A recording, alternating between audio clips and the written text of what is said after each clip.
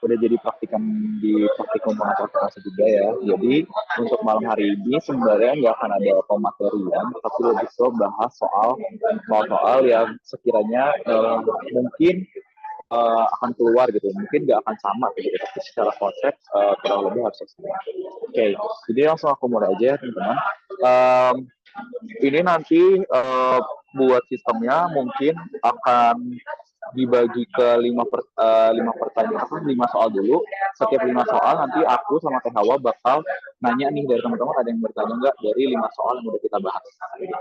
Oke, yang pertama adalah presented below is selected information related to Indonesian Motor Company on Desember 31, 2020. Indonesian Motor Company report financial information money as below. Jadi di sini ada informasi keuangan untuk motor company di 31 Desember 2020. Ada accounts payable, ada cash, ada advertising expense, ada service revenue, ada equipment, ada sales expense, ada notes payable, rent expense, account receivable, serta drawing. Nah, yang jadi pertanyaannya adalah kita disuruh mendetermine atau menentukan total aset dari si Indonesian Motor Company di tanggal 31 Desember 2020. Jadi ini berkaitan sama di chapter 1 teman-teman, yang mana kita belajar tentang aset sama dengan liabilitas ditambah equity gitu. Nah, kita juga udah belajar aset itu apa aja sih. Jadi kalau yang nomor 1 harusnya gampang ya teman-teman. Kalau yang nomor 1 itu kita harusnya langsung tahu yang termasuk aset berarti yang mana, Kang? Yang masuk aset berarti yang equipment dan accounts receivable kayak gitu. Jadi bisa ke bawah lagi Teh. Yang stabil. Nah, ya di sini ada ada cash juga ya tadi ya, cash 7.000. Berarti total asetnya adalah cash ditambah equipment ditambah accounts receivable. Totalnya adalah 49.500. Simpel ya teman-teman. Mungkin ini sedikit reminder aja. Jadi aset itu adalah segala sesuatu, resource, sumber daya yang dikontrol oleh perusahaan, bukan dimiliki ya, tapi yang dikontrol dan dia dapat memberikan fitur economic benefit.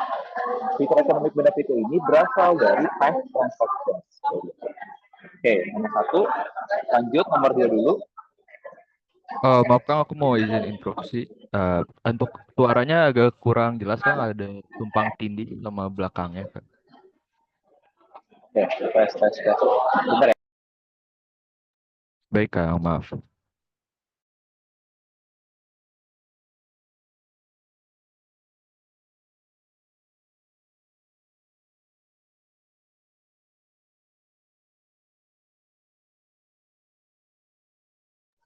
Oke, sebentar.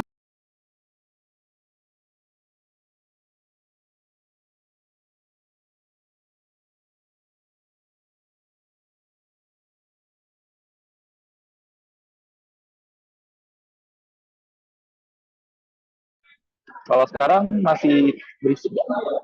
Tes. Masih Kang. Sorry ya. Baik Kang, maaf ya Kang.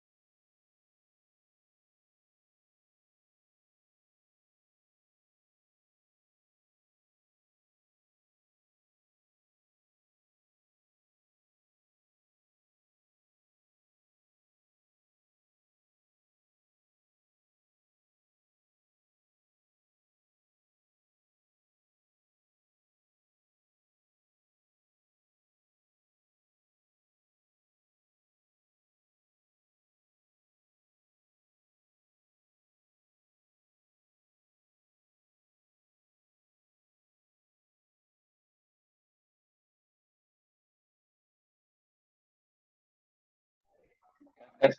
Halo. Sekarang gimana? Better gak? Better Kak. Oke. Baik, Better ya, makasih ya aku Kak. lanjut. Oke. Oke teman-teman, kita lanjut lagi ya. Nah, yang nomor 2 adalah determine the total liability. Jadi kalau yang soal nomor 2 ini kita disuruh menentukan liabilitasnya. Liabilitas itu berarti jawabannya adalah yang accounts payable dan notes payable ya. Simple teman-teman, ini menurut aku teman-teman kayaknya nggak perlu jelasin lebih panjang lagi karena di praktikum juga ini udah terlalu diulang. Jadi untuk yang nomor 2 ini harusnya teman-teman bisa langsung tahu liabilitas, berarti itu yang hubungannya sama payable, terus juga kalau misalnya ada unearned, jangan lupa unearned revenue itu juga termasuk ke dalam liabilitas. Jadi karena di soal yang ada unearned, dan di soal itu yang tersedia informasinya hanya informasi accounts payable dan tiganya adalah yang accounts payable dan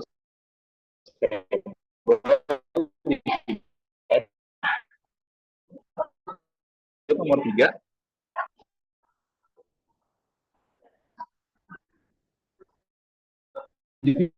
Nomor 3.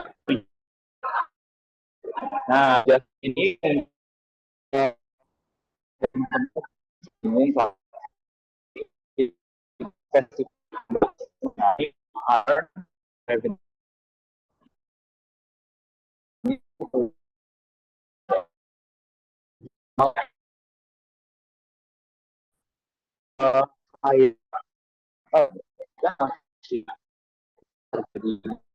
itu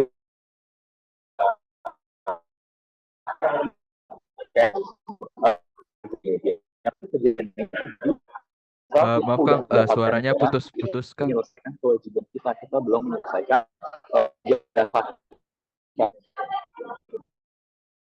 Maaf izin interupsi Kang, suaranya agak putus-putus.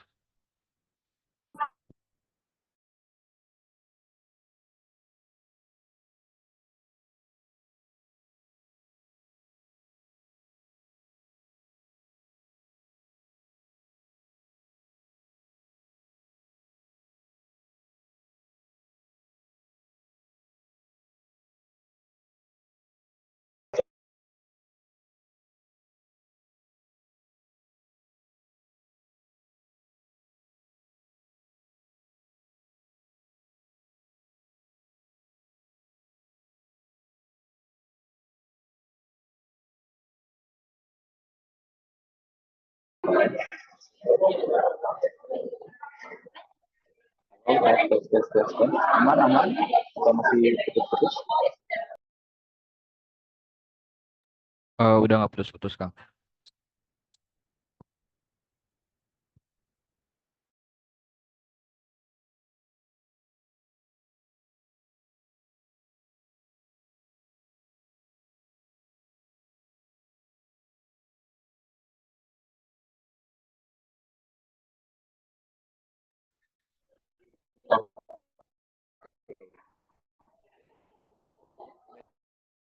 Atau masih putus-putus juga.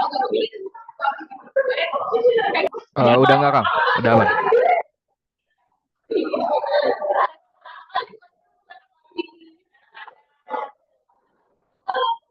Oke. Sorry ya banyak tantangan. Saya tuh juga nyambi lagi di luar. Oke, jadi kita lanjut ya. Jadi sebelum kita melihat adjustment untuk akan revenue, itu kita harus paham dulu ya jurnal general jurnal. Jadi kan general jurnal untuk transaksi unearned revenue itu adalah cash to unearned revenue.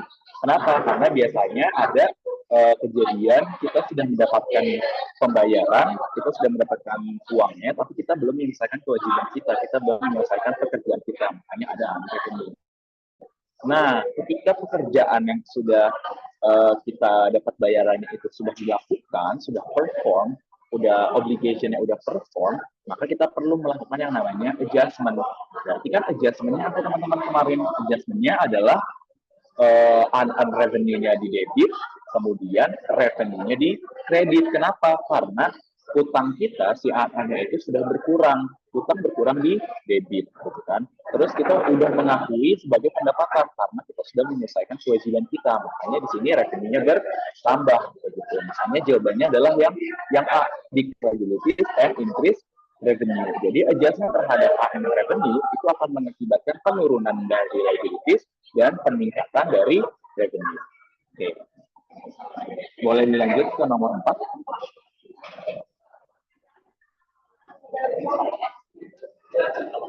Oke, nomor 4, the following are internal users associated in accounting. Nah, di sini yang harus menjadi pemahaman teman-teman adalah kalau pengguna informasi akuntansi itu ada dua ya, ada internal dan eksternal. Nah, di sini pilihannya ada finance, kreditor, marketing, dan manajemen. Nah, di sini sebenarnya udah kelihatan banget nih. Berarti kan kalau di soalnya internal user exact, berarti artinya yang ditanyakan adalah external user. Berarti yang termasuk ke external user adalah si B, yaitu kreditor. Nah, penjelasannya ada di bawah, mungkin boleh lihat dulu. Nah, internal users of accounting itu biasanya tuh dari internal perusahaan gitu. Contohnya siapa? Ada marketing manager, ada production supervisor, ada finance director, accounting officer, gitu kan, pekerja perusahaannya. Nah, sedangkan ada juga eksternal. Eksternal ini dia tuh yang di luar dari perusahaan. Contohnya adalah investor dan kreditor. Bisa juga kayak komunitas, organisasi, masyarakat sekitar, itu dia juga termasuk ke dalam eksternal. Oke, lanjut ke nomor 5. Nah, nomor 5 ini juga ada di lab 1 kemarin ya teman-teman di accounting equation. Accounts that normally have debit balance are, nah yang memiliki debit balance itu udah jelas aset, drawings, and expense. Oke, dari nomor 1 sampai 5, ada yang mau tanya dulu nggak?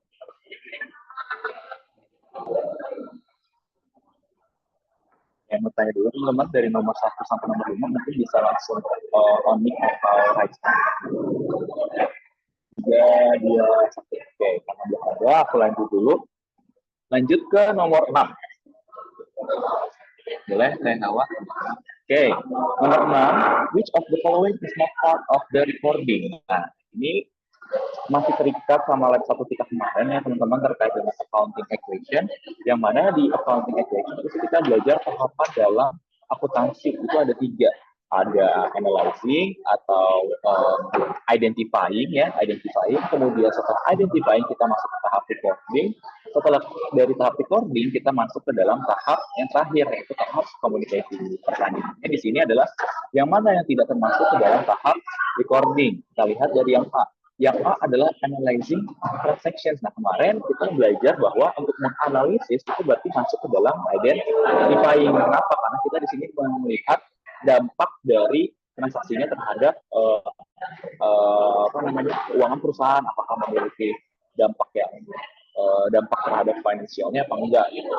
Jadi otomatis yang A bukan ya teman-teman, dia bukan termasuk ke dalam tahap recording. Yang kedua adalah preparing a trial balance. Nah, kemarin trial balance ini kan termasuk ke dalam salah satu tahap dari recording ya. Kenapa? Karena trial balance itu bisa dibilang tahap-tahap terakhir dari pencatatan, karena setelah adanya trial balance, setelah adanya post adjusting trial balance, itu akan ada yang namanya financial statement. Nah, terus yang C, entering transaction in the journal, ini udah jelas banget yang recording.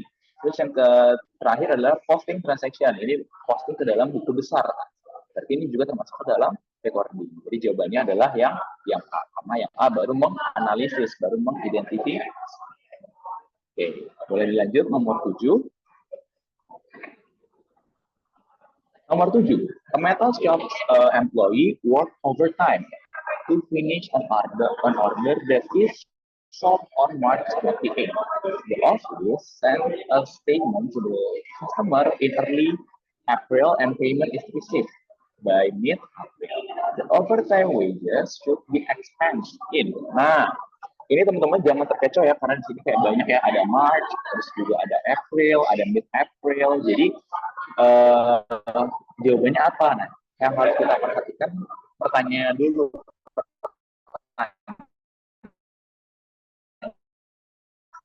The overtime wages should be expensed. Sanksi accrual ya.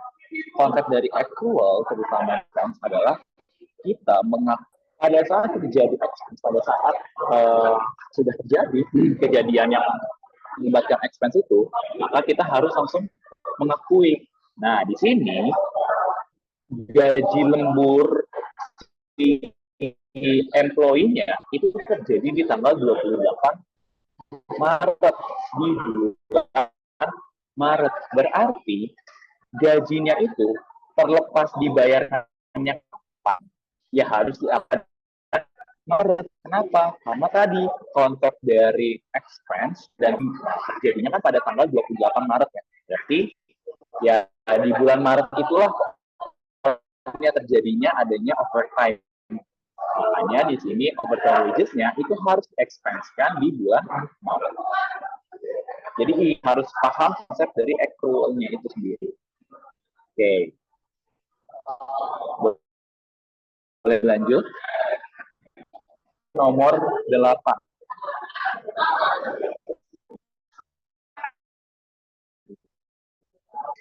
Ke bawah lagi deh.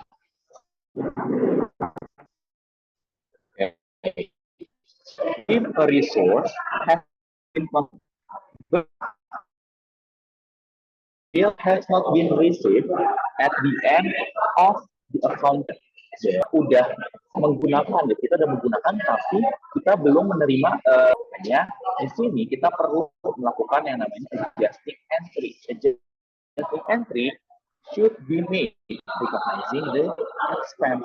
If a resource has been consumed but a bill has not been received at the account period, an adjusting entry should be made recognizing the expense. Tadi ya teman-teman terkait dengan konsep accrual. Karena kita di akuntansi itu pakainya accrual, maka pada saat sudah terjadi pada saat resource, pada saat ada akuntansi, maka kita harus mengakui expense terlepas apakah sudah dibayarkan atau belum. Jawabannya adalah yang adjusting entry should be made recognizing the expense. Kenapa nggak yang A kamu kan? Yang A yang A adalah an expense should be recorded when the bill is received. Ini bertentangan ya, jelas bertentangan sama konsep actual. Kenapa? Karena di sini dibilang kalau expense itu harus dicatat ketika kita sudah menerima tagihan. Enggak ya teman-teman. Jadi kita mencatat pada saat sudah terjadi. Kemudian an expense should be recorded when the cash is paid out. Ini juga jelas bertentangan dengan konsep actual.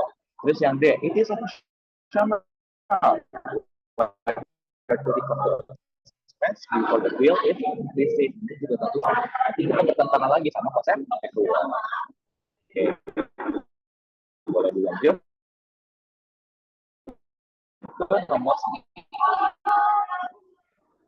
Di nomor 9, 360.000 note on August 31, 2021. Interest expense for the year ended Desember 31, 2021 adalah jadi pertama yang harus kita ketahui adalah ini tuh notes payable ya teman-teman. Kemarin tuh notes payable udah sering keluar juga ya di soal praktikum kita bahwa notes payable itu kita semacam mengajukan surat hutang. Kita tuh bakal dapat bunganya itu interestnya itu adalah 4%. Tapi 4% itu untuk 1 tahun. Jadi harus diperhatikan lagi, itu persenannya untuk 1 tahun, atau 6 bulan, atau 3 bulan, atau 4 bulan. Jadi teman-teman harus baca lagi. Nah di sini di keterangan soalnya bahwa itu untuk 1 tahun. 4% itu 1 tahun. Berarti cara itunya gimana Kang? Nah kita harus lihat lagi. Si notes-nya itu diisukan atau diterbitkan pada bulan kapan. Nah, di sini dia itu diisukan pada tanggal 31 Agustus. Berarti dia itu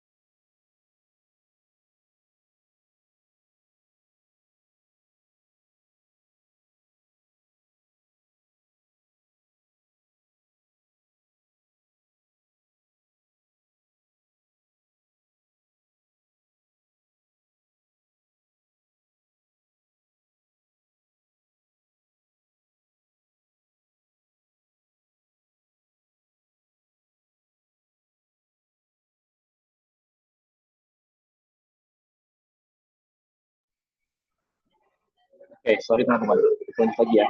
Nah, karena di sini di soalnya dibilang dia diisukan pada tanggal 31 Agustus, berarti penghitungannya tuh baru dimulai pada tanggal tersebut. Nah, di sini berarti si notes payable-nya itu baru berjalan selama 4 bulan. Kenapa 4 bulan? Ya, kita hitung aja. Dia kan dimulai dari tanggal 31 Agustus. Berarti satu bulan berikutnya adalah akhir dari bulan September. Itu udah 1 bulan. Terus bulan berikutnya lagi adalah akhir dari bulan Oktober. Berarti udah 2 bulan. Terus lanjut lagi akhir dari bulan November. Berarti itu udah 3 bulan. Terakhir adalah Desember, karena Desember itu biasanya periode akuntansi berakhir, maka kita sampai di bulan Desember berarti dia udah 4 bulan berjalannya. Di sini untuk menghitung interest expense kita perlu menghitung yang 4 bulan doang. Kenapa kan yang 4 bulan doang? Karena tadi konsepnya konsep actual, kita mengakui yang sudah terjadi, yang sudah dilewati, yang sudah berjalan. Yang sudah berjalan adalah 4 bulan. Berarti penghitungannya $360.000 itu dikalikan 4%. Jadi 4%-nya kita kalikan sama 4 per 12. Nah, dapat jawabannya adalah 4.800. Oke, kita lanjut nomor 10. Nah, nomor 10. A business pays weekly salaries of $70.000 on Friday for a 5-day week ending on that day. The adjusting entry necessary at the end. The fiscal period ending on a Wednesday. Dan dia pembayarannya itu 5 hari. Nah, 5 hari itu totalnya 70.000 dibayarkan setiap hari Jumat. Tapi di sini dibilang fiscal periodnya itu berakhir di hari Rabu, di hari Wednesday. Jadi kita perlu mengakui yang tadi, kita mengakui expense ketika sudah terjadi.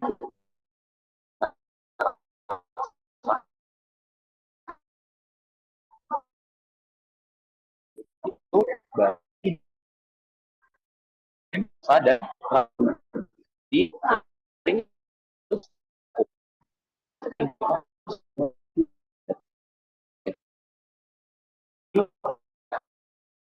dua ya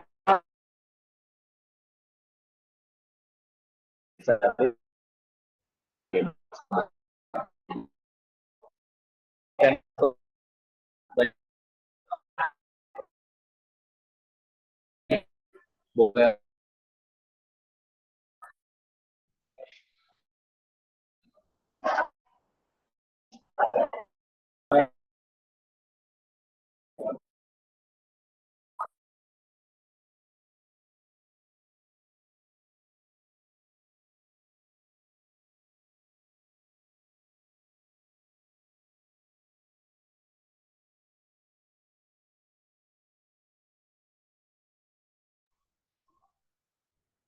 Mungkin boleh dilanjut.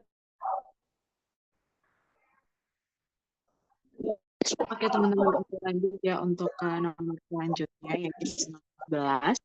Jadi di sini diketahui untuk Prima Corporation itu membeli insurance polis pada Januari 2021 seharga 114. Tapi ternyata insurance policy-nya itu efektifnya baru di bulan Mei 2021 sampai April, berarti 12 bulan ya di sini. Nah, if the company neglects to make the proper year-end adjustment for the expired insurance, itu gimana sih? Jadi kalau misalnya si perusahaan ini salah atau membuat adjustment-nya tuh nggak benar, maka dampaknya akan seperti apa? Berarti kita hitung dulu ya, pada apa sih insurance expense yang harus kita akui. Berarti di sini kan efektifnya dia Mei ya. Kita hitung sampai year end-nya, berarti Desember. Berarti ada Mei, Juni, Juli, Agustus, September, Oktober, November, Desember. Ada 8 ya. Berarti 114 dikali 8 per 12. Nanti ketemu hasilnya 76.000. Nah, kalau misalnya kita tidak melakukan yang namanya adjustment, maka yang akan berdampak itu yang pertama adalah ke aset kita. Aset kita akan overstated. Kenapa overstated? Karena kan kita harusnya mengurangi insurance policy atau prepaid insurance yang udah kita miliki ya, sebesar 76.000. Tapi karena kita nggak melakukan adjustment, maka aset kita akan overstated karena nggak kita kurangi. Terus selain itu, yang kedua, net income kita juga overstated. Kenapa kok bisa net income-nya overstated? Karena expense kita understated. Kita nggak mengakui expense atas insurance yang seharusnya kita akui. Jadi karena expense-nya kecil, maka net income kita akan menjadi terlalu besar. Maka jawabannya nanti yang B ya teman-teman. Gitu. Oke.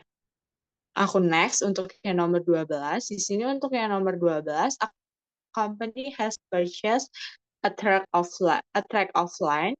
It expect to build a production plan on the land yang akan dibangun 5 tahun ke depan. Nah, selama 5 tahun sebelum si tanah ini dikonstruksi atau dibangun, kira-kira si tanah ini tuh bakal diakuin sebagai apa sih sama perusahaan. Nah, yang bakal perusahaan akuin adalah sebagai long term investment ya teman-teman. Jadi kalau misalnya bertemu soal yang seperti ini, itu teman-teman jangan langsung menyimpulkan karena dia land berarti dia masuknya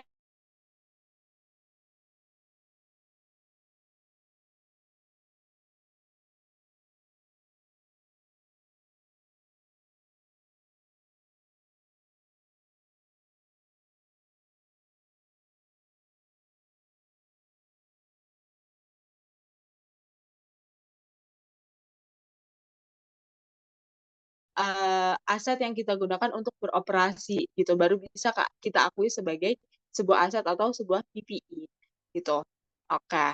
Selanjutnya di nomor 13 di sini ditanyakan an account that will have a zero balance after closing entries have been journalized and lost is. Jadi apa sih yang akun setelah kita melakukan closing entries itu dia akan menjadi nol. Kayak berarti yang di sini yang akan jadi nol itu adalah temporary account ya atau akun temporer. Yang mana akun temporer itu ada 3, service revenue atau revenue, expense, dan juga owner's drawing, seperti yang sudah teman-teman pelajari kemarin di lab keempat. Maka kalau kita lihat di sini dari semua pilihannya yang termasuk akun temporer adalah yang A, yaitu service revenue. Sedangkan untuk yang B, supplies, prepaid insurance, dan juga accumulated depreciation, itu dia masuknya ke dalam permanent account atau akun real yang tidak akan kita tutup. Gitu. Oke. Selanjutnya di nomor 14,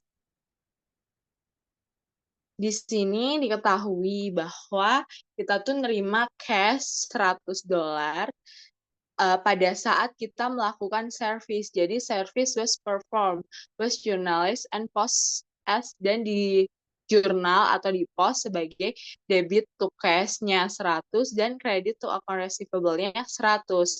Asumsi bahwa incorrect entry not reverse. That correcting entry is titik-titik. Nah, maka di sini kita harus cari tahu nih kesalahannya di mana. Kita kan di sini jurnalnya adalah cash to account receivable ya sebesar 100. Padahal sebenarnya kita harusnya buatnya adalah cash to service revenue. Kenapa cash to service revenue? Karena di sini kita udah melakukan performnya dan kita juga udah dapat cash-nya. Jadi kita nggak perlu mengakuin si account receivable. Nah, setelah itu, kita harus ngebuat nih correcting entries-nya. Berarti kita harus menghapuskan dong account receivable yang seharusnya tidak kita akui. Karena kita mau hapus si account receivable dari sisi kreditnya, maka kita debitkan si account receivable-nya sebesar $100. Kemudian baru kita akui nih si service revenue yang seharusnya kita akui sebesar $100 juga. Maka jawabannya yang B, debit account receivable 100 dan credit service revenue 100. Gitu. Oke, selanjutnya yang nomor 15. Di sini diketahui bahwa Maxing Company ini membeli supplies dengan harga $300. Di mana ternyata mereka melakukan kesalahan dalam recordnya. Mereka malah mengkredit supply sebesar 3.000 dan mendebit cash sebesar 3.000. Nah, kita lihat ya di sini, yang kita lakukan adalah cash to supply sebesar 3.000, padahal seharusnya kita melakukan penjurnalan itu adalah supply to cash sebesar 300. Maka dampaknya akan seperti apa? Nah, karena di sini kita seharusnya cash-nya itu berkurang sebesar 300, tapi malah kita tambahin 3.000, berarti cash kita berlebihan dong. Maka cash-nya over stated. Nah, sedangkan untuk supplies-nya bagaimana? Untuk supplies kita kan harusnya dia menambah nih, tapi ternyata kita taruh dia di kredit sebesar 3.000. Berarti supplies kita terlalu kecil dong. Berarti supplies-nya adalah understated. Jadi cash-nya berlebihan atau overstated, dan supplies-nya malah yang understated. Kayak gitu. Oke. Mungkin dari sini dulu, dari nomor 11 sampai 15, ada yang ingin ditanyakan?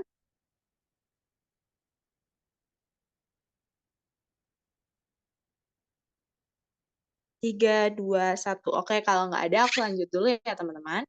Oke, selanjutnya kita lanjut ke nomor 16, di mana di sini diketahui the income statement for individual company for the month ending Juli 31 itu seperti yang terlihat di sini. Ada revenues, salaries expense, account receivable, maintenance expense, dan juga net income-nya.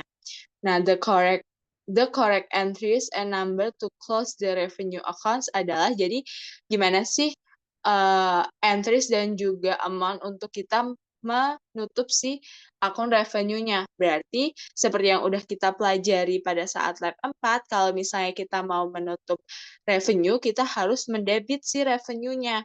Kita cari tahu nih, revenue-nya ternyata adalah $15.200. Maka kita debit revenue $15.200 dan kita kreditkan adalah income summary. Kayak gitu. Berarti jawabannya yang B ya, teman-teman. Nah, mungkin teman-teman nanti bisa pelajari lebih lanjut lagi untuk yang closing entries di modulnya masing-masing atau di bukunya masing-masing. Gimana sih cara kita menutup revenue, expense, owner's drawing, dan juga lainnya. Gitu. Oke, selanjutnya di nomor 17, di sini liabilities of a company will not include. Jadi dari semua pilihan ini yang bukan liabilities itu yang mana? Udah jelas banget ya teman-teman di sini sebenarnya. Jadi yang bukan liabilities adalah cash.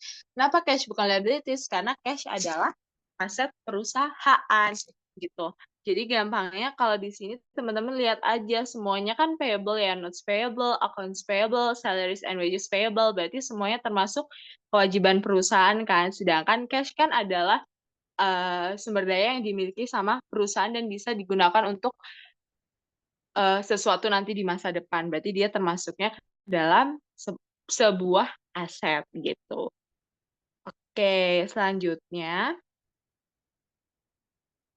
di sini kita masuk ke nomor 18. Jadi ditanyakan di sini revenue would not result from. Jadi yang mana sih yang bukan termasuk ke dalam si revenue-nya? Ya, kita bahas dulu ya dari yang nomor A, sales of merchandise. Kalau kita menjual merchandise kita, berarti kan kita bisa mendapatkan sales revenue ya, berarti bukan ini ya jawabannya. Sedangkan yang B adalah initial investment of cash by the owners. Nah, kalau teman-teman masih ingat di lab 1 kemarin, ketika suatu owners itu melakukan investasi ke dalam perusahaannya, berarti dia dicatatnya adalah sebagai owners capital. Maka dia bukan termasuk ke dalam bagian si revenue ini. Maka jawabannya yang B ya, teman-teman.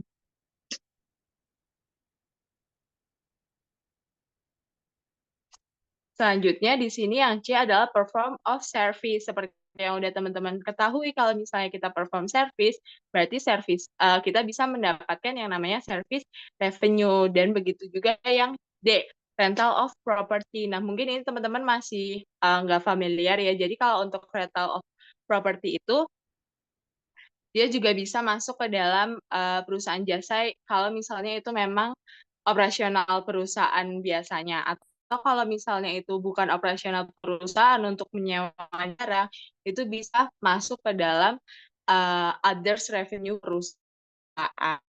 Di sini yang bukan termasuk bagian revenue adalah yang yaitu investment of cash by. Selanjutnya kita lanjut ke nomor sini mulai start dari liabilitasnya segini, terus total liabilitasnya ada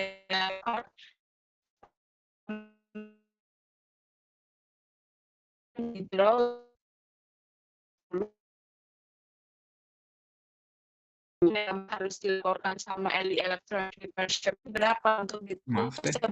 Nah, kita tahu ya kalau misalnya net income itu didapatkan dari mengurangi revenue dan juga expense. Berarti tinggal kita cari aja revenue-nya berapa. Revenue-nya 4 dikurangi sama total expense-nya. Total expense-nya adalah 300 gitu. Maka di sini kita akan tinggal mengurangi aja 400 dikurangi 300, net income perusahaan atau si Electronic ini adalah $100.000 gitu. Oke, selanjutnya yang terakhir di sini nomor 20, which of the following account will normally appear in the ledger of a merchandising company that use a perpetual inventory system. Nah, di sini teman-teman perlu perhatiin bahwa yang ditanyakan adalah jika menggunakan perpetual inventory system.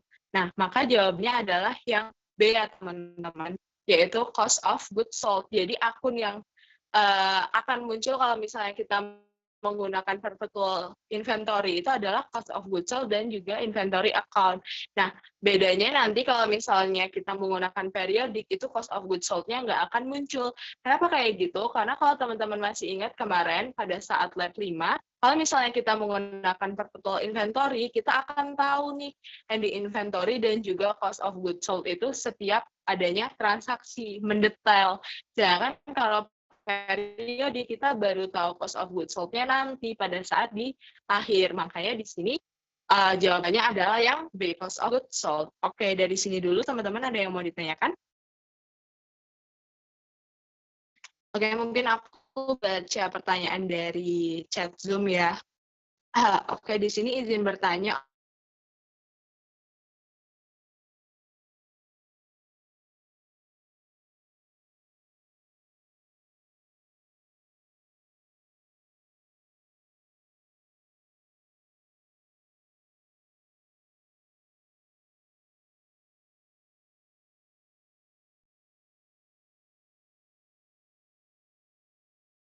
Oke, kalau nggak ada mungkin aku coba jelasin dari yang nomor 15 aja kali ya. Jadi yang dimaksud sama overstated sama understated itu, kalau overstated gampangnya adalah dia terlalu berlebihan gitu dari apa yang seharusnya kita ungkapkan. Nah, sedangkan kalau understated seperti yang kita tahu kalau under berarti kan dia terlalu kecil ya. Maka understated itu dia terlalu kecil dari apa yang seharusnya kita ungkapkan gitu. Dan dia dipakainya pada saat seperti apa? Biasanya pada saat kita ditanyakan dampak dari kalau misalnya kita nggak melakukan record tuh bakal gimana ke dalam suatu akun gitu. Makanya di sini contohnya kalau untuk di tanggal di nomor 15 itu kan ditanyakan ya gimana kondisinya kalau ternyata ada kesalahan kayak tadi. Nah, mungkin aku ulangi sedikit. Di sini kan cash-nya yang harus dicatat itu seharusnya cash-nya berkurang ya. Berkurang sebesar 300. Sedangkan yang kita dicatat sama perusahaan itu adalah menambah cash-nya sebesar 3.000. Berarti cash-nya kan berlebihan kan. Maka dia masuknya adalah overstated, dia dicatat terlalu berlebihan, diakuinya terlalu berlebihan. Sedangkan berkebalikan sama supply yang harusnya kita akui bertambah 300 malah dicatatnya adalah berkurang 3.000. Berarti supply-nya terlalu rendah kan dicatatnya. Maka dia masuknya adalah supply si understated gitu. Oke, mungkin dari sini dulu bisa dipahami nggak ya penjelasan aku? Atau ada yang mau diulang? Oke, kalau udah aman aku lanjutkan ya.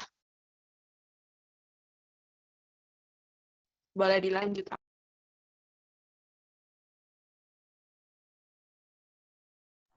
Oke. Untuk soal selanjutnya, boleh turunan Teh? Halo, halo, halo. Halo. Oke. Nah, teman-teman di sini ada contoh untuk soal kontrol. Jadi yang pertama adalah the steps in the accounting cycle are different for a merchandising company than for a service company. Jadi steps untuk siklus akuntansi antara merchandising company atau perusahaan dagang itu berbeda dengan perusahaan jasa. Tentu jawabannya salah ya teman-teman. Kenapa? Karena kalau untuk siklus akuntansi kayak yang sudah dijelaskan juga di praktikum, untuk siklus akuntansi itu semua pasti akan sama ya, dimulai dari menganalisis, terus juga nanti lanjut ke recording, journalizing, posting, terus juga nanti ada ledger, terus nanti ada trial balance, terus nanti, nah kemudian habis itu baru ada post adjusted trial balance, terus kemudian baru kita bikin yang namanya financial statement, terus juga baru nanti ada yang namanya closing jurnal gitu. Jadi untuk siklus akuntansi itu akan sama. Yang berbeda adalah itu proses bisnisnya, yang berbeda adalah siklus operasinya. Jadi jawabannya nomor 1 itu adalah yang false. Dan jangan lupa ya teman-teman, kalau misalnya di ujian itu nanti keluar true or false, itu jangan lupa kalau false dikasih alasan. Oke, boleh lanjut. Oke, aku lanjut untuk yang ke nomor yang kedua, the adjusting entry atau adjusting entry pada akhir periode untuk mencatat expired cost itu bisa aja berbeda atau different, tergantung apakah si biayanya yang di awal atau cost was initially itu di recordnya sebagai aset ataupun sebagai expense. Nah, mungkin teman-teman di sini coba diingat-ingat lagi aja ya, kalau misalnya kita mencatat sebuah expense itu ada 2 pendekatan, bisa dicatat dengan pendekatan aset ataupun bisa dicatat dengan pendekatan beban. Maka nanti akan berdampak juga ke adjusting entries-nya. Ke dalam adjusting entries-nya kalau misalnya dicatat sebagai aset, itu akan berbeda kalau misalnya si cost di awalnya itu kita catat dengan melakukan pendekatan beban gitu. Maaf ya teman-teman, karena dia bisa berbeda untuk mencatat expired cost-nya bila pendekatan yang kita lakukan di awal juga berbeda. Itu. Oke, sekarang kita masuk ke dalam soal esai. Boleh saya bawa agak turun. Ayo sebelumnya untuk yang true or false, ada yang mau tanya dulu nggak? Aman nggak teman-teman untuk true or false? Kak, aku mau nanya, Kak. Boleh? Jadi ini yang true or false tuh aku mau pastiin lagi aja ya. Jadi kalau kita jawab false harus dijelasin juga gitu. Mau pastiin doang. Kalau false harus dijelasin. Iya. Nah, oke. Harus, Kasih, Kak. harus dikasih penjelasannya kenapa false. Kalau true sih biasanya nggak usah pakai penjelasan ya. Oke, Jadi makasih, Kak. false. Oke. Oke, kita lanjut ya ke nomor 1 ESA. Nah, di sini kita diberikan suatu informasi mengenai income statement dari Leang Lage. Jadi ada informasi net sales, gross profit, beginning inventory, purchase discount, purchase return and allowance, freight in, operating expense, and purchase. Nah, di sini kita diminta untuk pertama mendetermining atau menentukan cost of goods sold, kedua menentukan cost of goods available for sale, dan yang terakhir adalah menentukan ending inventory. Boleh ke bawah, teman? Nah, untuk rumusnya itu sebenarnya seperti yang ada di modul kita ya teman-teman, mengenai penghitungan COGS. Boleh Teh Hawa agak ke bawah Teh.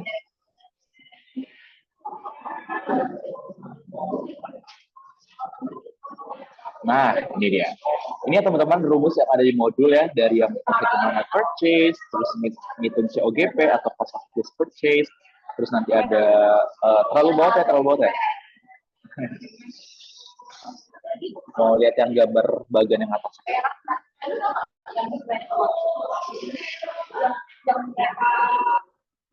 Oke, nah terus juga ada menghitung cost of goods available for sale, kemudian turun lagi ke cost of goods sold, terus nanti gross profit, terakhir adalah net income atau loss. Nah, yang pertama adalah kita disuruh menghitung cost of goods sold. Rumusnya apa? Rumusnya adalah di sini kita lihat ya di sini kan untuk cost of goods sold itu bisa didapetin dari gross profit sama dengan sales revenue dikurangi COGS, atau COGS sama dengan cost of goods available for sale dikurangi ending inventory.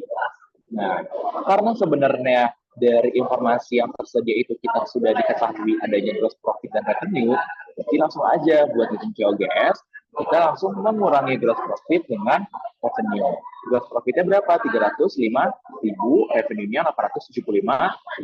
Didiskusikan, dapat deh COGS-nya 570.000. Ini simpel ya, tinggal ngikutin rumusnya aja. Tapi yang perlu menjadi pemahaman teman-teman adalah teman-teman juga harus paham kenapa rumusnya begitu. Kayak misalnya ini gross profit kayak kemarin ya, bahwa gross profit itu kan laba kotor gitu. Laba kotor itu dia baru dari revenue dikurangin dengan COGS kayak gitu. Jadi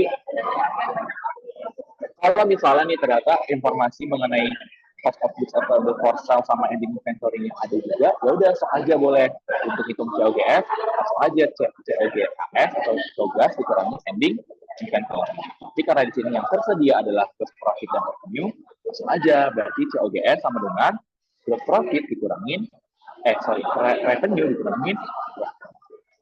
Nah, lanjut ke yang B. Kita diminta untuk menghitung cost of goods available for sale.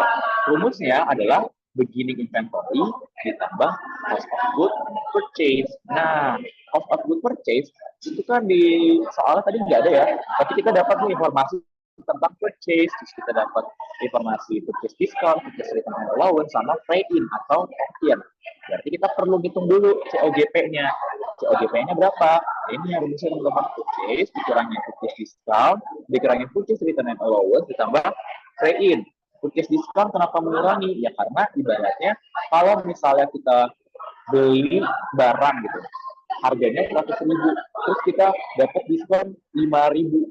Berarti kan akhirnya modal kita cuma 95.000 karena kita nggak keluarin 100.000, kita cuma keluarin 95.000. Berarti kan harga belinya jadi berkurang. Kemudian purchase return and allowance, kita melakukan pengembalian gitu. Misalnya dari 100.000, dari 95.000 tadi, ternyata ada barang yang defect atau ada barang yang rusak, itu kita kembaliin. Misalnya barang yang dikembalikan nilainya adalah $30. Berarti 30 lah misalnya. Berarti yang tadinya kita bayar 95 itu jadi cuma 65. Lanjut, pay-in adalah ongkir ya. Ongkir ibaratnya kalau misalnya ongkir yang menanggung kita, berarti dia akan menambah nilainya, menambah biayanya. Misalnya tadi ya 65, tapi kita harus bayar ongkir 20. Berarti biaya kita atau modal yang kita keluarkan jadi 85. Tapi kalau di sini, di soal ya, contohnya adalah dia purchase-nya 560.000, purchase discount-nya 12.000, purchase return-nya 8.000, terus trade-in-nya 10.000. Nah, itu diakumulasikan, baru ditambahin sama beginning inventory. Setelah COGS-nya atau COGS-nya adalah 625. Oke, boleh dilanjut ke yang C, ending inventory. Boleh turun ke Hawa.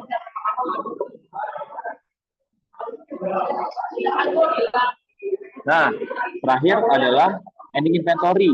Ending inventory dapetnya dari mana? Kita lihat aja di rumus yang mana ada ending inventory. Nah, di rumus COGS itu ada ending inventory. Dan kebetulan tadi kan sebelumnya kita udah hitung COGS, terus juga kita udah hitung COGS-nya. Langsung aja masukin berarti teman-teman.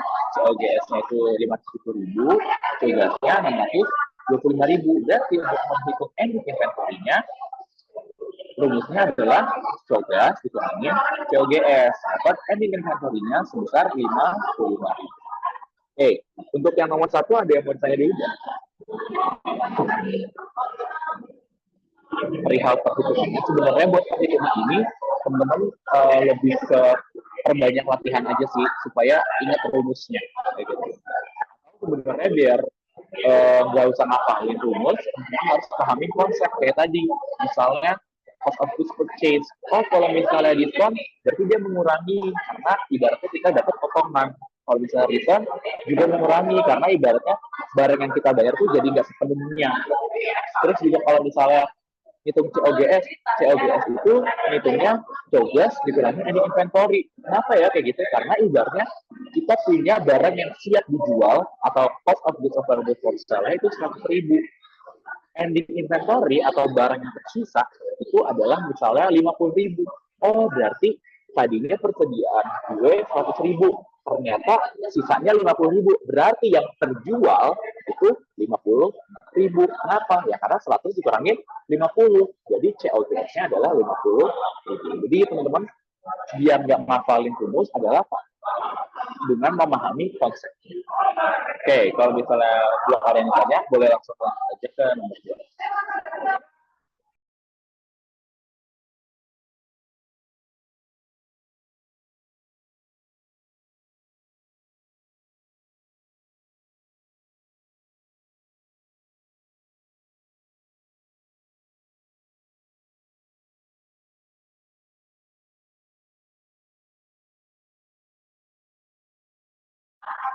Boleh, Hawa, nomor 2. Lanjut ya teman-teman untuk nomor 2. Jadi di nomor 2 ini kita diberikan financial information seperti yang ada di tertera di soalnya ya, ada sales revenue, sales return allowance, net sales, dan juga lain-lainnya.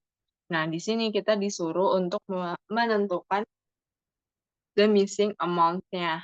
Nah, yang pertama itu ada yang A, itu adalah sales return and allowance untuk Gower Drugs-nya berapa.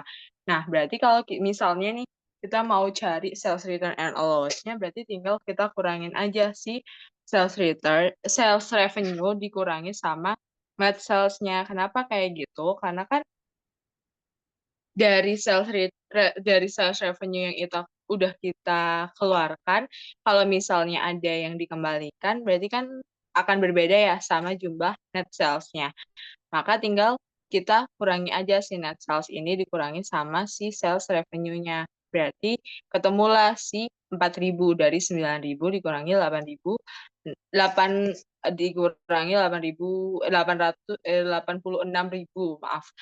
Kayak berarti ketemu 4.000 gitu. Nah, mungkin di sini sama ya kayak yang tadi. Jadi teman-teman pahamin aja konsepnya kalau untuk rumus-rumus biar nggak cepet lupa. Oke, selanjutnya yang B di sini kita disuruh mencari gross profit-nya untuk perusahaan yang pertama. Nah, cara nyari gross profit-nya gimana nih kira-kira?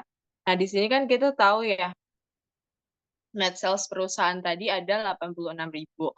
Terus kita tahu nih net income COGS cost of goods sold perusahaan itu adalah 56.000. Maka kita tinggal kurangin aja lah si net sales ini dikurangi sama cost of goods sold atau COGS. Nanti dapat kita si gross profit atau laba kotornya. Berarti 86.000 dikurangi 56.000 adalah 30.000.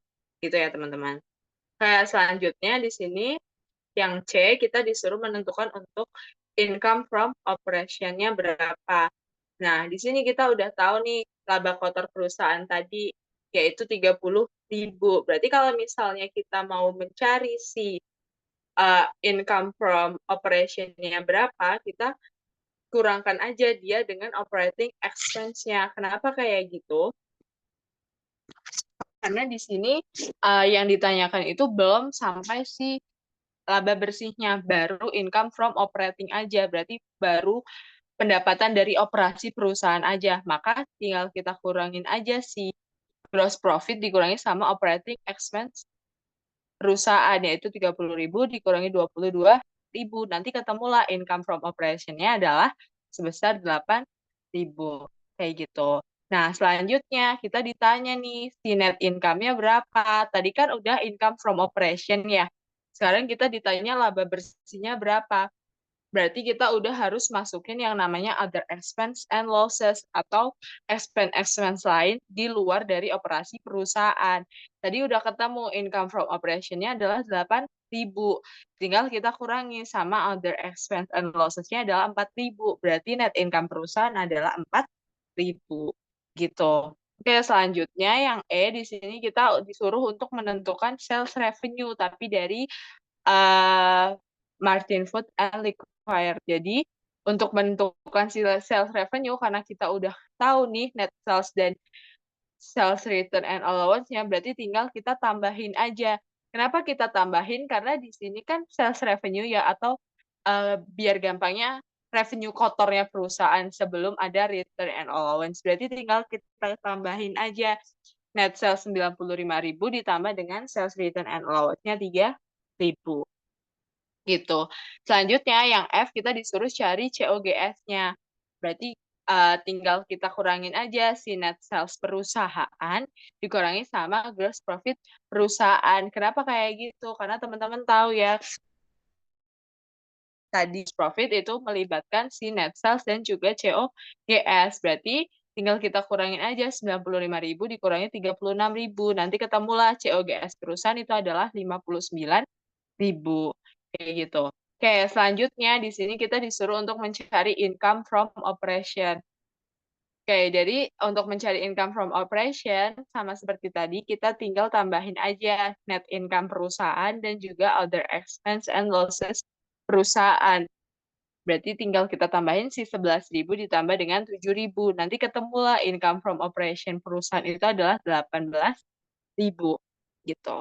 Oke, selanjutnya yang terakhir, di sini kita disuruh untuk menentukan operating expense dari perusahaan yang ada di sini. Nah, untuk menentukan operating expense, kita tinggal mengurangi aja gross profit perusahaan atau laba kotor perusahaan dikurangi dengan income from operation perusahaan. Berarti kita tinggal kurangin gross profit-nya adalah 36.000. Sedangkan income from operation yang udah kita hitung sebelumnya adalah 18.000. Maka operating expense perusahaan adalah 18.000. Oke, kayak gitu. Mungkin dari sini dulu teman-teman ada yang mau ditanyakan atau masih bingung rumusnya seperti apa? Udah aman semua? Oke, mungkin di sini sama aja ya. Jadi teman-teman harus pahamin konsepnya itu seperti apa.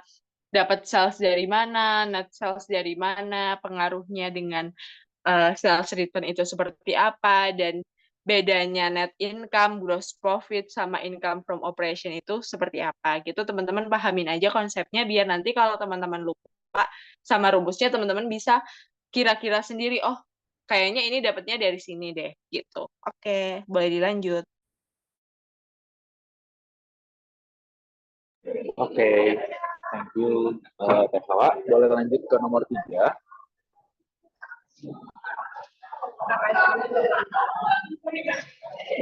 Boleh agak di bawah ya.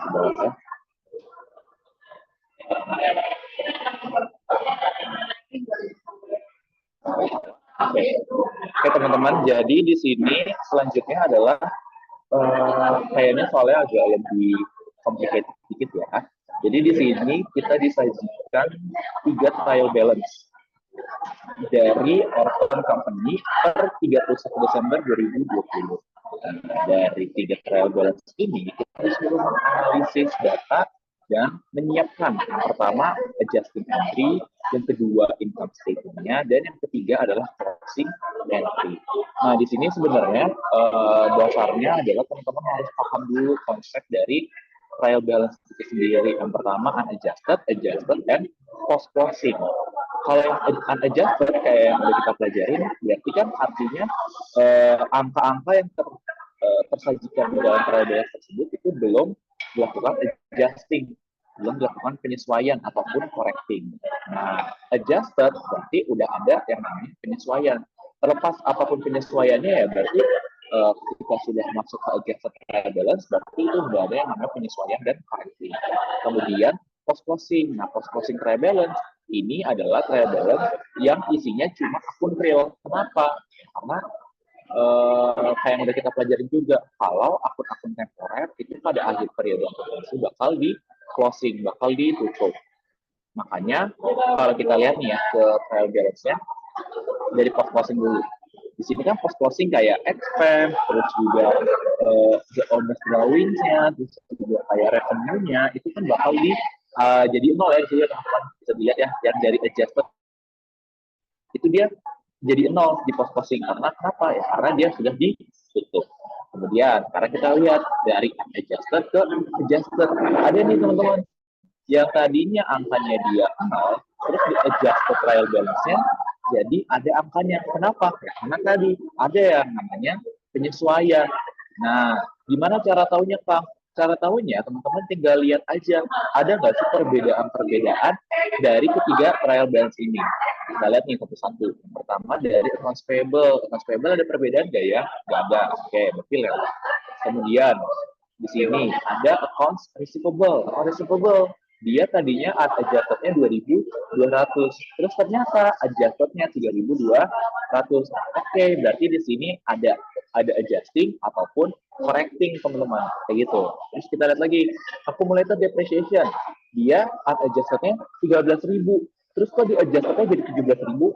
Oh, ingat lagi, kita pasti perlu melakukan yang namanya penyesuaian untuk depresiasi. Akunnya apa kemarin? Akunnya adalah depreciation expense to accumulated depreciation. Nah, di sini depreciation-nya bertambah, berarti ada penyesuaian untuk depresiasi sebesar berapa?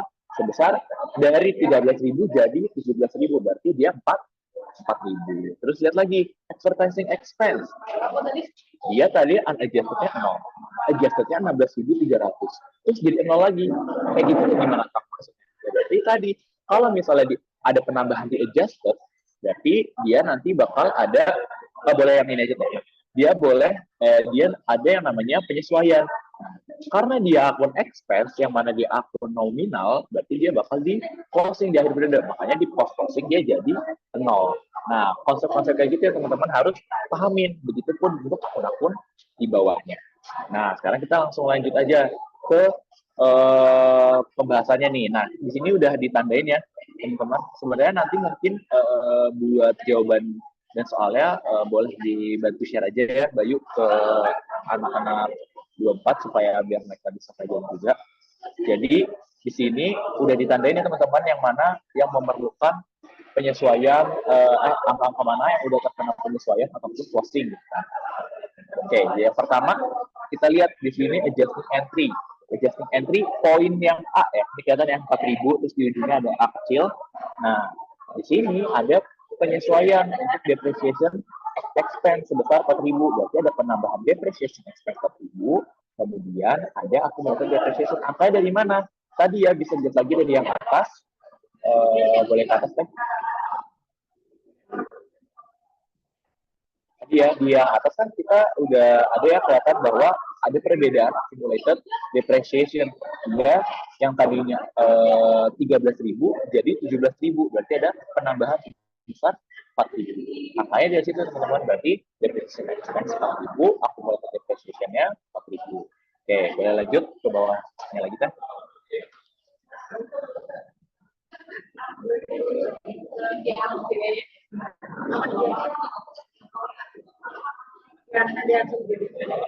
Hawa boleh ke bawah lagi?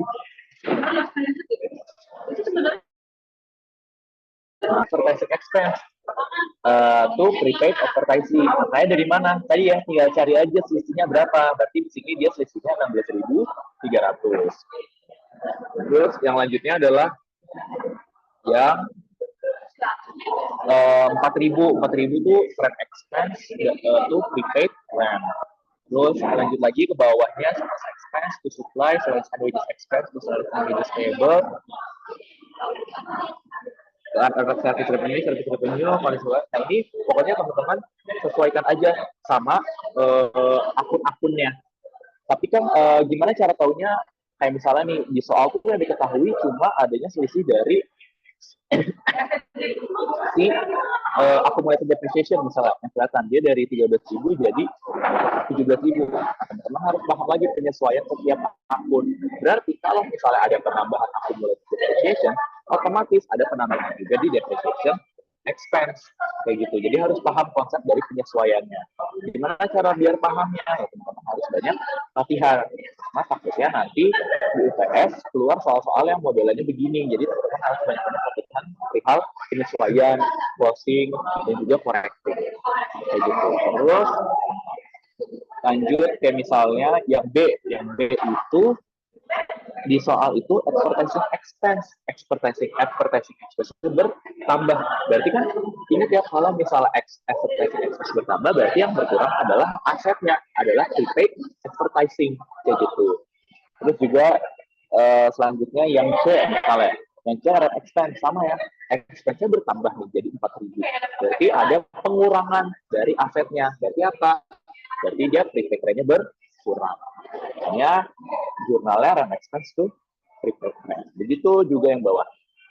Oke, itu untuk yang adjusting entry. Lanjut lanjut ke dalam income statement. Nah, income statement sama ya kayak yang udah kita kerjain juga di kelas dan di soal juga teman-teman. Bikinnya jangan lupa judul dari nama company-nya, terus nama statement-nya, terus juga periodenya, dan yang utama jangan lupa currency. Terus revenue dapat dari mana kan? Itu 105.000, dapat dari soalnya ya, itu ada 105.000. Terus expense juga dapat dari soalnya. Nah, expense-nya pakai yang mana kan angkanya? Pakai yang adjusted, apa yang post closing. Ingat ya, pakainya yang di adjusted teman-teman. Kita pakai yang di adjusted, jangan pakai yang di post closing. Karena kalau di post closing kan dia udah nol.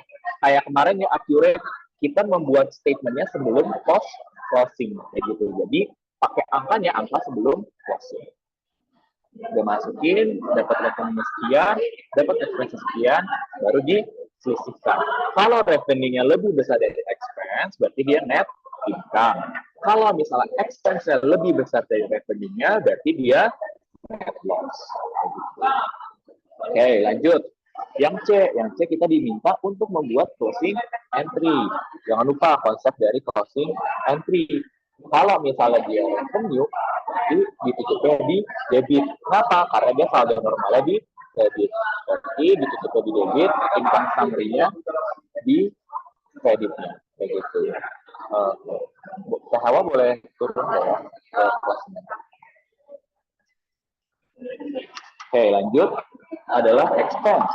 Nah, expense saldo normalnya, oke, kayaknya Hawa-nya lagi melek, teman-teman.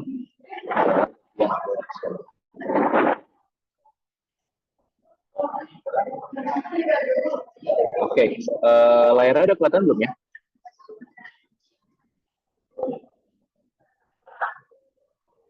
Udah, Kang. Oke. Sekarang layarnya di mana? Closing entry bukan? Ya benar Bang. Oke, kita lanjut. Jadi tadi ya harus paham konsep dari closing entry gitu. Kalau misalnya susah memahami konsep ya udah tetap harus dihafalin. Tapi yang pasti closing entry itu sama ya, pasti plek jurnalnya. Kalau misal kita mau nutup revenue, karena revenue saldo normalnya di kredit, berarti kita tutupnya di debit. Kreditnya apa? Itu income, expense saldo normalnya di debit. Berarti kalau mau kita tutup, dia ditutup di kredit. Debitnya apa? Debitnya adalah income summary. Terus kalau misalnya dia net income, berarti income summary-nya di debit, owner's capital di kredit. Kenapa? Ya karena tadi kalau misalnya kita untung, kita mendapatkan laba, berarti kan akan menambahi modal kita. Modal atau owner's capital bertambah di mana? Bertambah di kredit. Nah, sebaliknya kalau dia net loss berarti apa? Kita rugi. Berarti modal kita berkurang. Modal atau owner's capital berkurangnya di mana? Berkurangnya di debit. Jadi kalau misalnya dia net income, jurnalnya debit income summary, kredit owner's capital. Kalau misalnya dia rugi, debitnya income summary, debitnya owner's capital, kreditnya income summary. Nah, terus kita lihat lagi, dia punya drawing apa enggak gitu. Kalau misalnya dia punya drawing, berarti penjurnalannya gimana untuk closingnya? Closingnya, drawing saldo normalnya di mana? Saldo normalnya di debit. Berarti kalau mau kita tutup atau mau kita nolkan, kita harus mengkreditkan si drawing. Oke, sampai sini untuk nomor 3 ada yang mau ditanya enggak? Jadi ini harus paham cara membacanya ya teman-teman. Dan harus paham konsep dari adjusting dan closing-nya. Pokoknya di sini kalau ada selisih, berarti dia ada penyesuaian, atau misalnya ada correcting, atau misalnya ada closing. Ini nanti mungkin teman-teman bisa coba tulis lagi sendiri. Kalau misalnya ada yang mau ditanyain, boleh langsung ke sini. Oke, sampai sini ada yang mau ditanya dulu? Aman, teman-teman?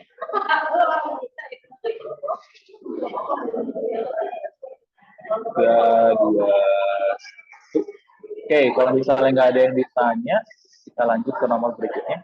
Hawa udah join belum ya? Hawa, halo, halo.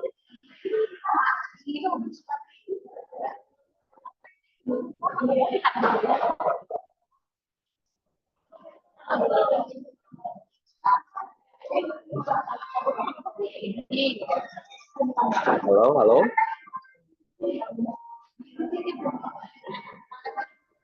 Hawa sudah bergabung.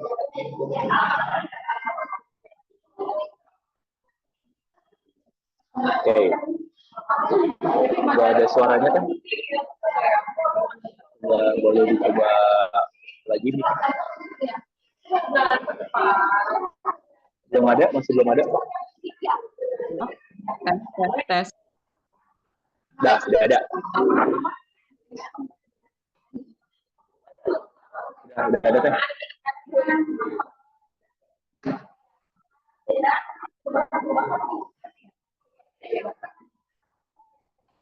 Sekarang hilang lagi suaranya. Halo. Nah, udah. Oke, kita lanjut ke nomor selanjutnya ya. Jadi di sini untuk nomor 4 itu kita diberikan informasi dari Norris Company berupa purchase dan juga sales yang dilakukan sama perusahaan. Mungkin teman-teman udah nggak asing ya sama bentuknya, sama kayak pas lab 5 kemarin itu kita melakukan pengerjaan soal. Nah, kemudian di sini di instruksinya kita diinstruksikan using the inventory and sales data above, calculate the value assigned of cost of goods sold in March dan juga ending inventory pada bulan Maret 31 dengan menggunakan FIFO dan juga LIFO method. Oke, boleh turun ke bawah, Kang.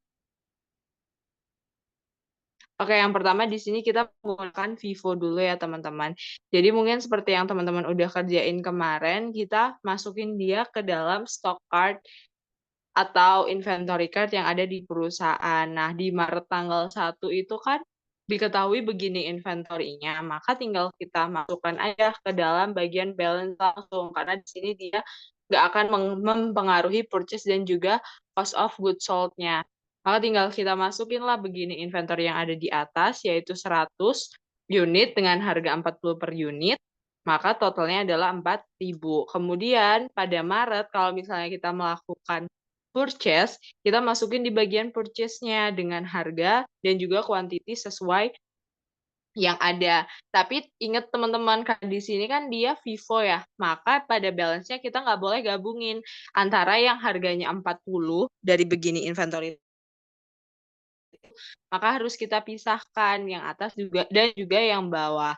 Kemudian di tanggal selanjutnya ternyata perusahaan melakukan penjualan nih atau sales, tinggal kita masukin aja kuantitinya berapa. Dan ingat di sini price-nya kita bukan menggunakan price yang ada di soal karena itu adalah harga jualnya. Kita gunakan waktu kita membelinya, berarti kita gunain dulu yang harganya 40. Kenapa? Karena kan first in first out, berarti yang kita beli pertama yang kita jual pertama, kayak gitu. Maka di sini kita pakainya kuantitinya 70 dengan harga 40. Nanti pada saat balance dia akan berkurang sih. Yang harganya 40 itu kuantitinya yang dari yang awalnya 100 menjadi 30 aja. Gitu ya, teman-teman.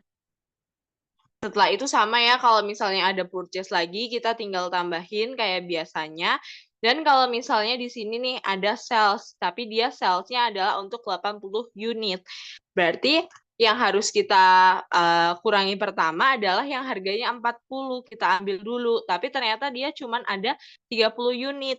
Masih kurang 50 unit lagi. Nah, 50 unitnya kita pakai yang mana? Kita pakai yang harganya 50 ya, teman-teman.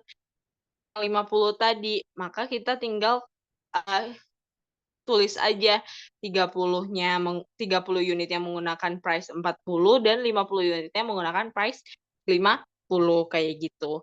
Nah, nanti seperti itu terus sampai akhir dan kita akan ketemu si cost of goods sold-nya. Tinggal kita tambahin aja dari awal sampai akhir dan juga ending inventory-nya. Kalau untuk ending inventory itu kita bisa dapat dari yang tanggal terakhir aja di 25 Maret. Jadi kita tambahin tuh 4.950 ditambah 2.400 yaitu 7.350. Oke, dari sini aman ya teman-teman. Oke, selanjutnya di sini kita menggunakan LIFO method. Nah, mungkin teman-teman nggak ngerjain ya kalau yang LIFO method kemarin, karena LIFO method ini sebenarnya udah tidak diperbolehkan untuk digunakan sama IFRS. Jadi untuk yang LIFO method itu kurang lebih sama dengan yang FIFO tadi, tapi di sini bedanya adalah pada saat kita melakukan penjualan, teman-teman. Atau kita melakukan sales. Kalau tadi nih tanggal 4 Maret, kita waktu melakukan penjualan yang kita kurangin kan yang awal dulu ya, yang harganya 40. Tapi kalau kita menggunakan LIFO method, last in first out, berarti yang kita kurangi adalah yang harganya terakhir kita beli, yaitu yang 50.000 dulu.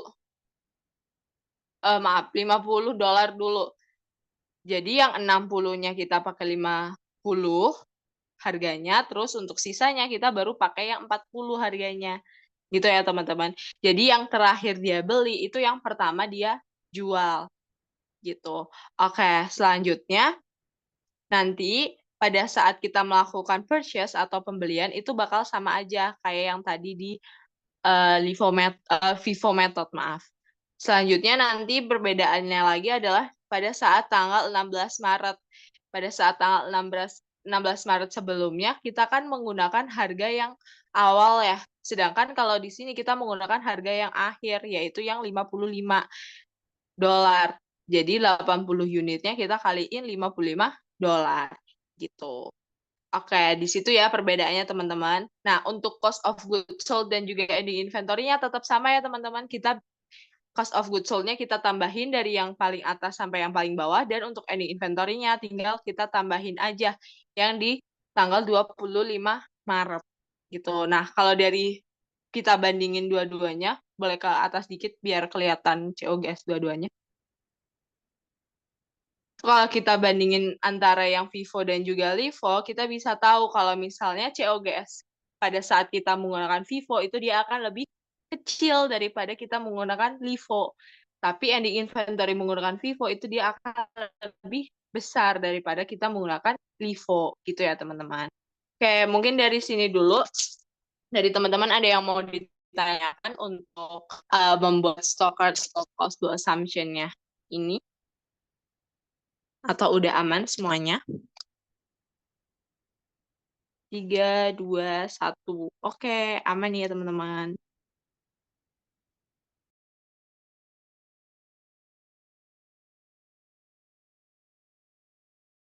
Oke, karena untuk pengerjaan contoh latihan soal udah semua, mungkin dari aku dan Tekoa mau nanya sekali lagi nih, dari teman-teman ada yang tanya lagi nggak untuk pengerjaan latihan soalnya? Ada yang masih bingung atau misalnya ada yang perlu direview lagi? Nah, teman-teman.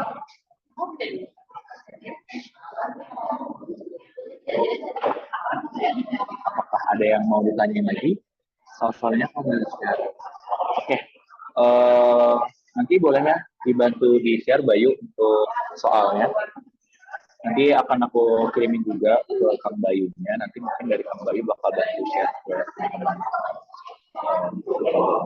Oke. Hey, kalau misalnya dari teman-teman udah nggak ada yang mau ditanya, ini sebenarnya ada sedikit mini quiz. Teh Hawa boleh bantu di-share di grup chatnya nggak? Ini ada mini quiz, pengerjaannya di Google Form ya teman-teman. Jadi kalau misalnya udah selesai bisa langsung di-submit. Untuk pengerjaannya sebenarnya cuma 10 menit aja ya, karena soalnya pun nggak terlalu banyak. Nah, itu dia. Itu ada soal kuisnya. Teman-teman semua yang hadir di sini wajib untuk ngisi. Oke, semuanya wajib untuk mengerjakan. Waktunya 10 menit, berarti sampai 20. Oke, boleh langsung dikerjain ya teman-teman. Ditunggu sampai 20. Thank you.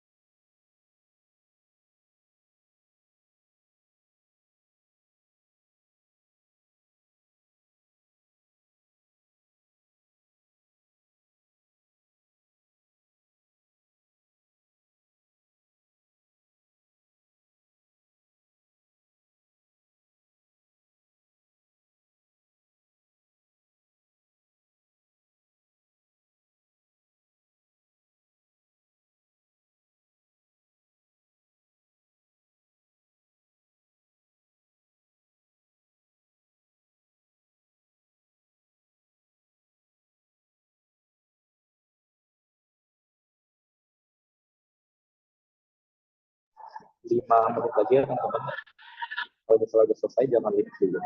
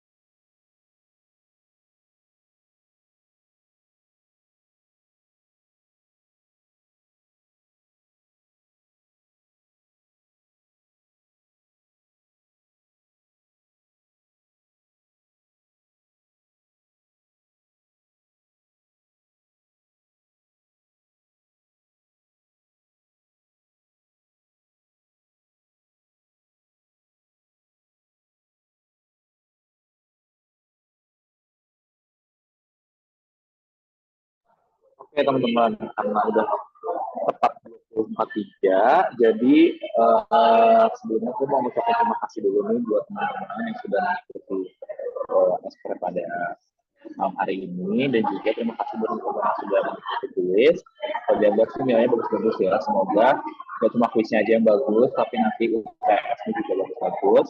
Paling pesan dari aku sama Teh Hawa adalah tolong dibaca-baca lagi ya modul praktikumnya, terus juga latihan soal praktikumnya, coba dikerjain lagi. Kalau misalnya ada yang bingung, boleh langsung ditanyakan aja ke saya masing-masing, atau tanyain ke aku ataupun ke Tuan. Terus juga nanti buat soal yang kita bahas hari ini, itu juga nanti bakal di-share, bakal aku share juga ke Kang Bayu, supaya bisa dipelajari sama teman-teman. Dan sama ya, kalau misalnya ada yang mau ditanyain, boleh langsung tanyain aja kalau misalnya yang dibingungin. Untuk kita sendiri, mungkin misalnya teman-teman ada yang nanya materi itu dari mana, jujur aku sendiri pun nggak tahu teman-teman, karena aku sendiri kan nggak bikin soal UTS ya, sama Hawa pun sama yang lain juga nggak bikin soal UTS. Jadi dipelajarin aja semua yang udah dipelajarin di praktikum. Tapi kemungkinan sih harusnya nggak sampai merchandising, cuma kita nggak ada yang tahu nanti soalnya yang keluar yang mana. Jadi tetap dipelajarin aja sampai merchandising, kali aja tiba-tiba ada soalnya yang keluar gitu. Jadi tolong dipersiapkan aja, banyak-banyak latihan soal dan banyak-banyak nanya ya kalau misalnya dulu. Paling itu aja sih closing statement dari aku. Sekali lagi terima kasih. Mungkin dari Teh Hawa ada yang mau tambahin nggak? Nggak ada. Aman ya? Oke, karena dari aku dan Kak Hawa juga udah aman dan semuanya, aku kembali lagi ke Kang Bayu. Thank you, teman-teman. Oke, baik. Maaf jika suara aku kurang kondusif. Sebelumnya aku mau ucapin terima kasih kepada Kang Angin dan juga Teh Hana, Teh Hawa, um, karena sudah memberikan materi pada malam hari ini. Dan juga terima kasih juga kepada teman-teman yang sudah menonton Esprep hingga akhir. Dan semoga setelah Esprep ini kalian bisa dapat lebih paham pada materi pengakun tentunya. Untuk materi dan recordnya nanti kami akan berikan ke grup ya. Nah, pada Kang Tete dan teman-teman dipersilakan untuk meninggalkan Zoom. Untuk Zoom-nya aku end ya. Terima kasih ya Kang Tete dan teman-teman semuanya. Terima kasih, Kang. Baik. Makasih, Kang. Terima kasih, Kang. Iya. Hari, makasih ya sudah membackup saya hari. Oh yes, backup apaan, kan? Betul. Terima kasih.